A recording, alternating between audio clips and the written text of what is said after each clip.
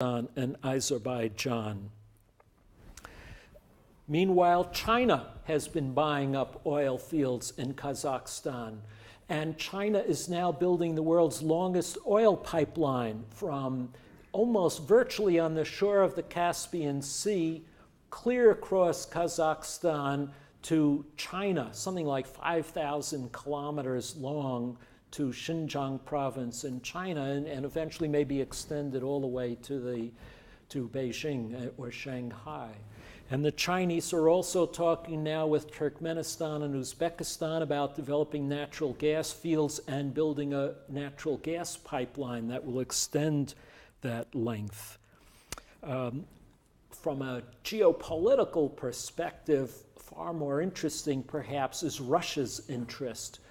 Russia doesn't need natural gas from this area. Russia has all the natural gas it wants, but Russia wants to control the production and distribution, mainly the distribution of Central Asia's natural gas, so that you in Europe will have to buy it from Moscow, not from them directly. And Vladimir Putin spends a lot of his time in Turkmenistan and Kazakhstan working out deals with their local leaders to ensure that their future output will run through Gazprom's pipelines rather than through some new pipelines that Mr. Solano hopes will be built under the Caspian Sea, bypassing Russia. This is what a lot of Russian and EU diplomacy has been about. And guess who's way in the lead? It's Vladimir Putin. So that's just a snapshot. But that's just the half of it. The other half is the geopolitical and military dimension, all of that. The United States has sought to establish military ties with all these countries so as to keep them independent from Russia and China and to protect the BTC pipeline. I spoke about this. Let me emphasize that this began well before 9/11, the September 11th terrorist attacks.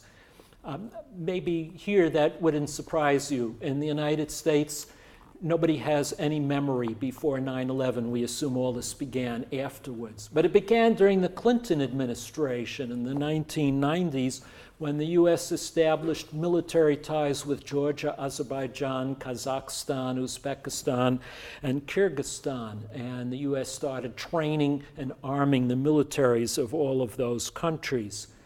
After 9/11, the U.S. viewed those countries as the rear area supply base for the wars in Afghanistan and later even for Iraq and for possible attacks on Iran. So the U.S. has military bases now in Kyrgyzstan, and we had a base in Uzbekistan, but that has now been shut down. Meanwhile, the Department of Defense is looking to establish bases in Azerbaijan and Kazakhstan. We're certainly providing a lot of military aid to all of those countries. Russia.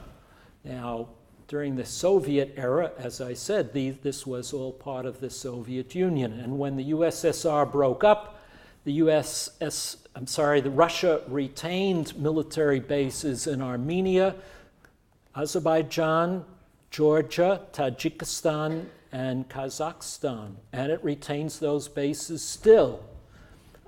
The Georgians want them out of there. The Russians have refused to leave. So there are 4 Russian military bases in Georgia. 2 of them in Georgia proper, one of them in Abkhazia, supposedly a peacekeeping force, one in South Ossetia, supposedly a peacekeeping force, although those areas increasingly see themselves as part of Russia. And in addition, under something known as the Collective Security Treaty Organization, Russia now has a base in Kyrgyzstan as well. So in 2 of these countries, Georgia and Kyrgyzstan, you have Russian bases and American bases, or American military troops in an advisory role. Not during the Cold War, this would have been unimaginable. But now you have American and Russian forces, as this new Cold War is beginning, virtually down the road from one another, almost within shouting distance. This is really quite extraordinary. China is a latecomer to all of this, but under the Shanghai Cooperation Organization, of which Russia is also a member, China is increasing its military aid to the Central Asian countries, all of which are members of the SCO except for Turkmenistan, providing arms, especially internal security assistance, military cooperation, and becoming increasingly a factor in all of this.